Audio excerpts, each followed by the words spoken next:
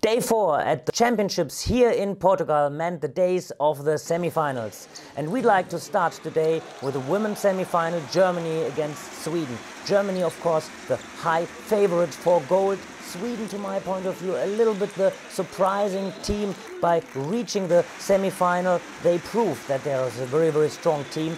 And in the first match, Irene Ivancan managed to beat Bergström 3-0. In the second match, Ying against Ekholm was also a clean sweep, 3-0 for Ying, before Petrissa Solja against Moskovits had also a 3-0 win. At the end, a clean sweep for the highly favored Germany against Sweden, a little bit benefiting from the fact that the former European champion Li Fen was not able to play due to an injury. Nevertheless, Germany through to the final. The next match I'd like to comment on was the match between Portugal and Sweden.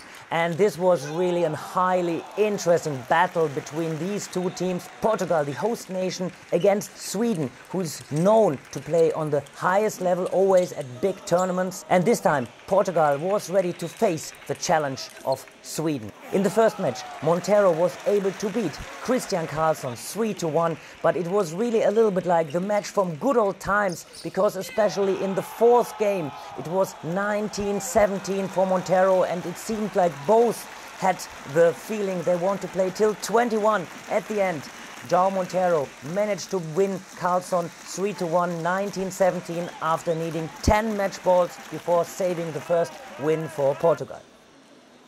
In the second match, Freitas met Gerell, and they know each other very well as both are playing in France, but this time Gerell had no chance against the very gifted playing Freitas. Freitas was playing on a very, very high level, no easy mistakes, winning also the long rallies, had no problem receiving the very good service of Gerell, and it was at the end a clean sweep for Freitas, and that meant the 2-0 lead for Portugal.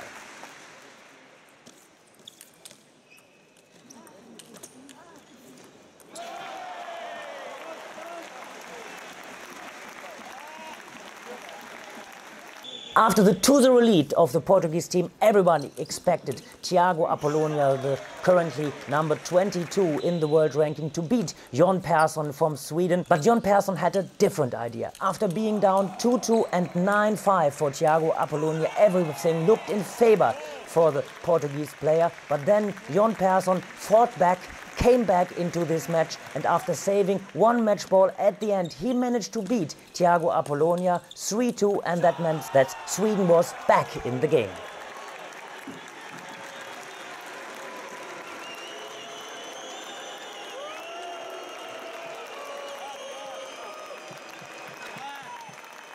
In the fourth match, Freitas met Kristian Karlsson. And a funny story at the side, they are both playing in the same team in France, and they know each other very well. And that's probably also one of the reasons why Kristian Karlsson started with a 2-0 lead. I think also Freitas, to my point of view, was really a little bit shocked after the loss of Tiago Apolonia, but in the style of a really #1 player, Freitas managed to change the game. He stayed calm, he found the rhythm, he found a new technique, and after being down 0-2, he managed to turn the game into a 3-2 win. That meant the 3-1 win from Portugal against Sweden, and that meant final for the host team, final for Portugal.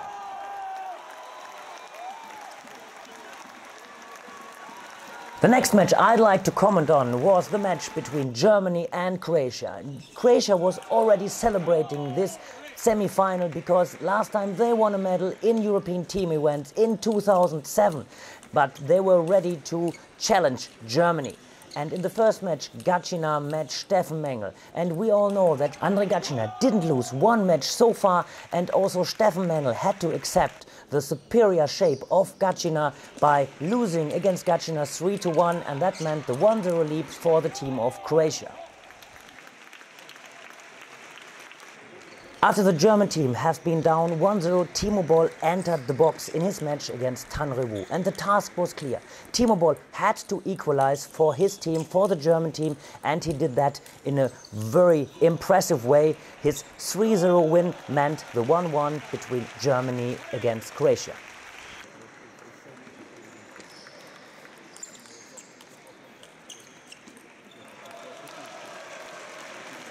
In match number 3, Dimitrij Ovtcharov met Kolarek from Croatia. And we all know that Dimitrij Ovtcharov arrived at this European Table Tennis Championship a bit later due to a teeth surgery, but meanwhile he really arrived. In his match against Kolarek, he had to struggle a bit more than expected. Kolarek fought brave, but at the end, the 3-0 win for Dimitrij Ovtcharov was more than deserved. Match number 4 meant the battle of both number 1 players, Andrej Gacina and Timo Boll. And both players didn't lose a match so far, so it was Timo Boll against Gacina, a match on the highest level. Timo Boll on his side was trying to change the spin, having a lot of variation as we know from him, was trying to turn around from the backhand side. On the other hand, Gacina was trying to attack Timo's weaker part, Timo's backhand, and after a softer topspin from Timo, just like getting the ball in Timo's deep forehand. At the end, Gacina fought hard, but Timo Boll proved simply too strong. 3-0, Timo won against Andrej Gacina, especially in the close moment. Timo was ready to have always the better answer, and that meant the 3-1 win for Germany against Croatia. That means tomorrow we have a big final between Germany and the host nation of Portugal.